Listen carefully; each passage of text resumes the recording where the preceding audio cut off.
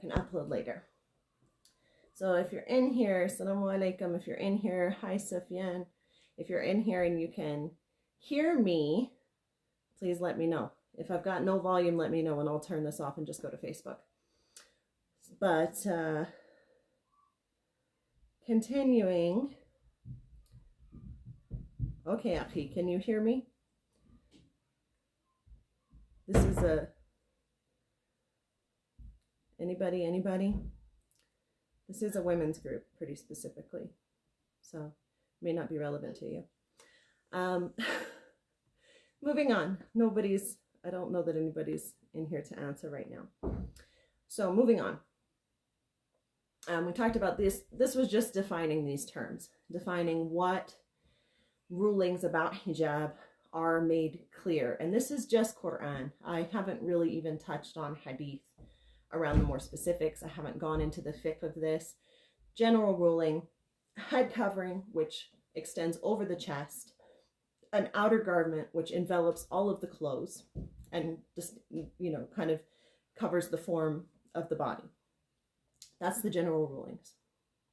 So again, we were talking about the most common counter we run into, the commonest argument we'll hear is, do you have a choice? Is it your choice? Is this your decision? Are you forced to do this? And again, this is a misunderstanding. This is just a difference in way of thought. From the outside looking in, if you don't understand that at the core of Islam is submission, is obedience, is trust in Allah, in wanting to please Allah and avoid the things that displease Him, then this seems like a logical question. The reality is Allah created us with free will. So yes, it is a choice, technically. Everything is a choice. Everything we do is a choice. We can choose to sin any way we like. But Islam is a faith in which personal responsibility, personal accountability is paramount. This is central. As Muslims, we're constantly involved in this unique discourse with our Creator, in which there are no intermediaries, there are no intercessors. To be a Muslim is to testify, La ilaha illallah, Muhammadan Rasulullah, to say that there is no God but Allah. There's no one worthy of this worship and obedience but Allah. A part of that, a part of genuinely expressing that from your heart, is accepting that as the only being worthy of worship, as the creator and the sustainer, that we know Allah has full knowledge, He is fully capable, and therefore submission is not only required, but it's the only logical course of action, right? So we technically have a choice with hijab. Obviously, we have a choice about everything we do. But I think a lot of times when Westerners ask that question, they're asking it from a place of not understanding that choice does not determine permissibility, right? It's basically what it comes down to. In the Western context, being free to choose something makes it okay. And that's not how it works in Islam. In Islam, Allah has left everything open to us to choose, but He has told us what things are acceptable to Him and what things are not. And we have to move within that understanding.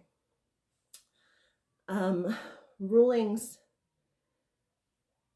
So how to deal with this kind of feminist push to uncover, to do what we can to make everyone around us more comfortable, to help people not have to question themselves and the way they move in the world, because that's really what it comes down to. A lot of the anger around hijab is that it is a mirror for people, and it makes them reflect on their own movements in the world and their own interactions with others, and their own sense of self-worth. Give me 1 second. I have a 5-year-old with no patience at the door. Let me finish. I'm almost done, okay? Thank you for the tape. Jazakallah. I'll be done in just a minute. Go check on brothers.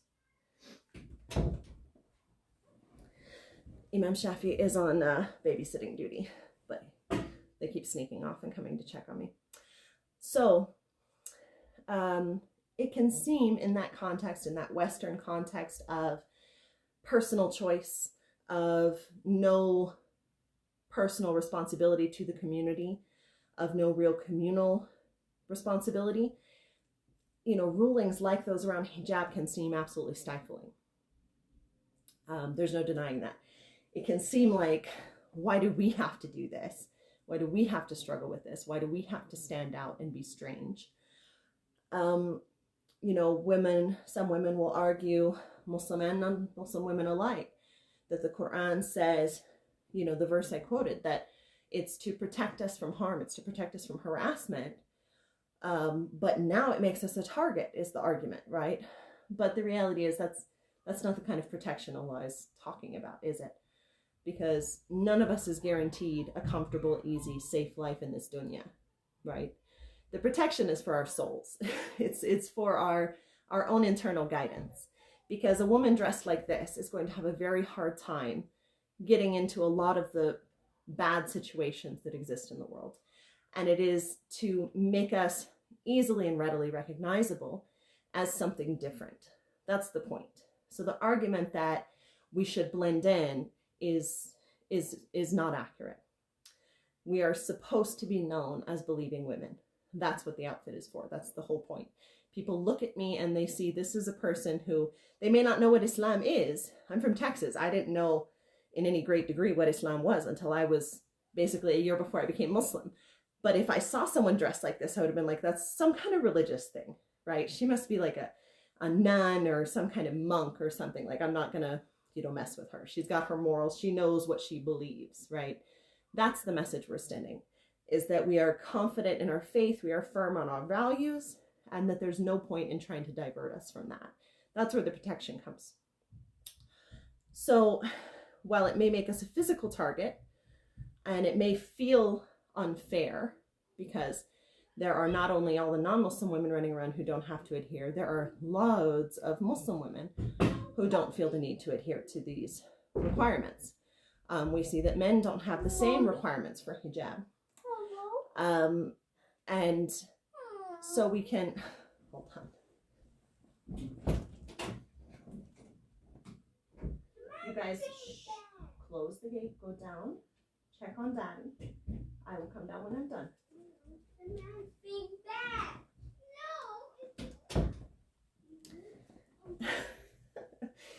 So, where was I at? This is working from home, alhamdulillah. So what we have to do is we have to go back and remind ourselves again, no one knows better than the one who designed the cells in our body and the air in our lungs, what is actually best for us. Speaking of children, we have 4 children, 5 and under. We had 4 under 4 for a while. And very often kids feel like I'm unfair. That's just the reality of being a mother. I know things that they don't know. I've experienced things they haven't experienced, and they can't possibly comprehend, just because their being in the world is so much more limited. Their exposure is so much more limited. They just can't possibly understand some of these things. So,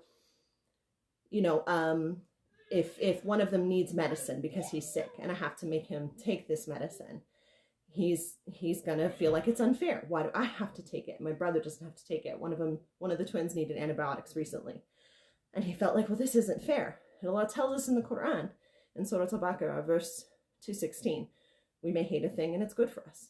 On the other hand, his brother was jealous that he didn't get to take the antibiotics because, again, we may love a thing and it's bad for us. So that's the first thing we have to remember. We have to have that taqwa and that confidence that Allah did not decree anything that isn't good for us in the long run. And we have to think on the scale of time that dunya is just a blink. This is a day or part of a day. This isn't going to be any large chunk of our existence, not remotely. We'll barely remember it. This will be less than the equivalence of kindergarten in the scale of our existence. So having to take that medicine now, in the long run, is not something that we as adults should kick and scream over, right? The other argument is, again, the fear of hardship, or the fear of avoiding greater harm, the idea of avoiding greater harm. You have arguments, like in fiqh, if someone is in the desert and they're dying of thirst, and the only thing available to them is alcohol, then it becomes permissible. It can even become obligatory for them to drink it at that point, because otherwise they would die. But, same with you're starving and the only food is pork or something like that. So people will make this argument that, I have to take my hijab off because it's putting me in danger. The caveat there is, if removing your hijab makes you feel better, right? Makes you overall feel like, oh, what a relief. I finally got rid of that thing. Or if not putting it on makes you happy, then you need to check your intentions. And you need to really be honest with yourself. Because if you're in that desert and you're dying of thirst, you shouldn't be excited about that bottle of wine. It should hurt your soul that you're having to resort to this. You should be grateful for Allah's mercy, in permitting that and granting us ease. But it shouldn't be something you're looking forward to or excited about. Does that make sense? So in that argument of hardship, there are absolutely cases where it's your life or your hijab. You choose your life. There's no question there. But we should all be very, very cautious of jumping to that level, right? If you're living in America, the chances of being killed for your hijab, for being visibly Muslim, are rather low. They're rather low. There's always going to be a few, but there's just as much chance you could be killed for being a woman or for, being whatever ethnicity you are. So we have to balance. We have to be very sure that we're reflecting on our intentions. All this said, those of us who are able to observe hijab to the best of our ability, those of us who are able to, be happy in our hijab, be comfortable with it, those of us who are struggling to fulfill it, the first thing we have to do is to thank Allah for giving us that ability, right? To keep ourselves humble and not let it make us arrogant, because that absolutely happens. You can get this feeling in your heart that you're somehow a better Muslim because you're able to do this, and you can forget that the only reason you're able to do this is because Allah has permitted you, that Allah could remove it from you at any time. As much as you may not believe it's possible, I can't imagine ever taking my hijab off. I put it on the day I said my shahada. I haven't removed it. I've increased it, substantially since that beginning point. I can't imagine being without it, but I have to remind myself that that's not up to me, that guidance is from Allah, right? Secondly, when we're looking outside of ourselves, we're looking at our family and our friends and our community, we have to remember that removing the hijab or not putting on the hijab is a symptom. This is not the disease itself. I think we get so caught up on a few of these polarizing issues, right? Hijab, homosexuality, these things, that this is the ultimate sin. We forget that shirk is the ultimate, right? That's the one that if you die on it, it isn't forgiven. Everything else is it's up to Allah to decide, So even if we look at someone who's walking around scantily dressed, we don't get to damn them, right? We don't get to determine that they will be in hellfire. That's not our call to make. And it's important to keep that in mind, that this is a symptom. This is a symptom of a larger issue.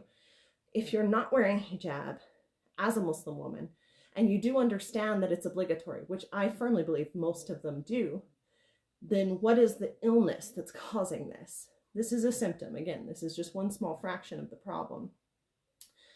When we come across sisters who have removed their hijab in one way or another, remember, we're not just talking about a piece of fabric on your head. We're talking about the manner of behavior. We're talking about things like dating.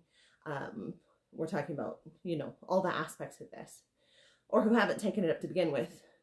We should remind gently. We should invite them with the best words, as we're told to do as Muslims. We should not be harsh to them. We should not be judgmental. And I'm going to have to reload the Instagram again.